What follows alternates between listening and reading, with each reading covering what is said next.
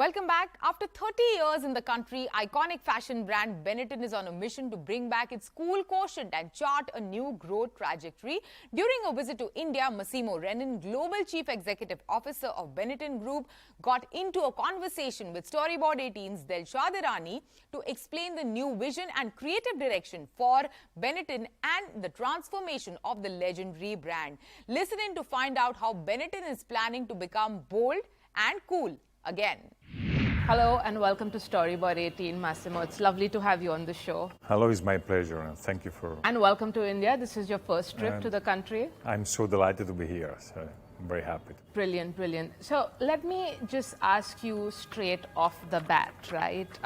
What happened to Benetton? It was one of the most innovative companies, one of the most visionary brands, and something happened. It fell out of fashion, it felt out of touch. It was perhaps not as fast fashion and not competitively priced. So when you came in almost 3 years ago, at the start of the pandemic, when, the lockdowns were coming into place and it was a difficult time. So when you stepped into the company with the mandate to turn it around, what did you decide to fix first? Right, so first of all, we have to say that when I started my journey in Benetton, of course it was a very tough moment, and at that time all the stores were closed due to the pandemic, and all the operations were blocked, and it was not easy to decide what was the priority list, right? But first of all, I realized that we have a very passionate and shareholder, and the founder, the president, Mr. Luciano Breton, told me, look, we have to revamp the brand and remake it cool, as it was cool 30 years ago. Because Benetton is still very well known in every single part of the world, but has been a little bit neglected during the course of the last 30 years, as you said. So we wanted to rebuild this coolness.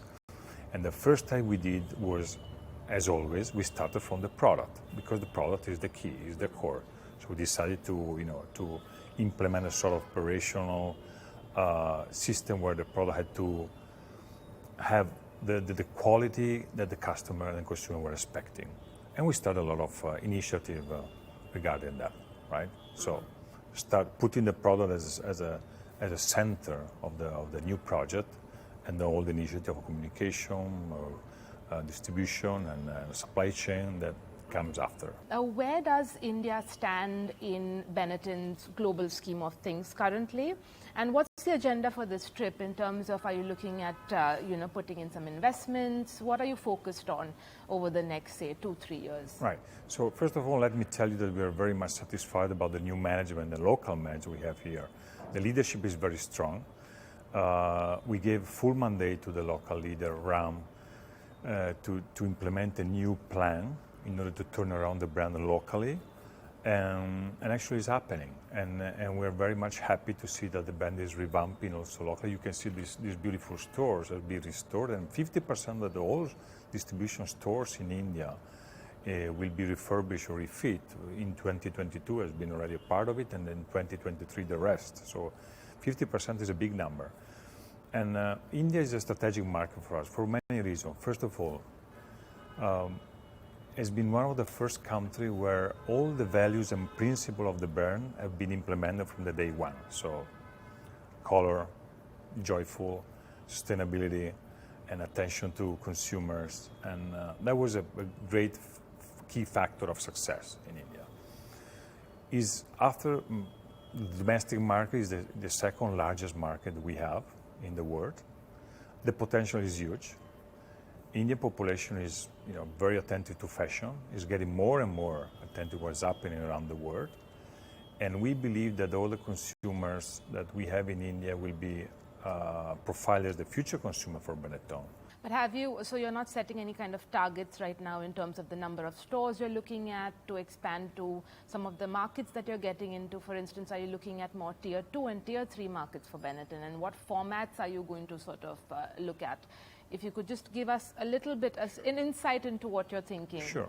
We're already very well distributed in India. We are present with almost 200 stores, direct or indirect stores. and we are covering commercially a bigger part of India. We don't have an aggressive opening plan for this year because we want to make sure that the message goes to the consumer as more coherent as possible. We want to give a journey to all our consumers that are entering into the store instead of be present everywhere. We are working very much on the, as you can see, on the campaign, on the image, on the brand, and this is our focus for this year. And I would say that we are getting more and more premium, not in terms of price, but in terms of perception of consumers, which is our main focus. So we don't want to be a competitor in a battle where the price is key. We want to be a competitor in the perception of the consumer, where they want to, find an added value in our product. Who's Benetton's consumer today, and how are you sort of talking to them, addressing them? Well, first of all, we have a core consumer that we don't want to miss and we don't want to lose. And this is a consumer that is with us for many years. He recognizes himself in the values of the company and the brand. And we don't want to substitute him with the Gen Z consumer or with another generation of consumers. Of course, we want to stretch the profile and the portfolio of our consumer. How? We believe that new generation are the ones that will be more in target for the direction that we are going into. For example, we're increasing more and more the sustainability products we have into the stores, and the quality of our garments, and we see the new generation are much more attentive on what we do in these extents, right?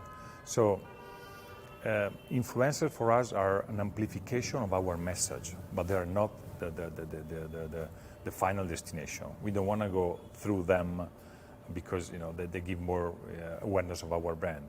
They are amplifying our message, and this message is getting also into the new generation. But again, you catch them with the product.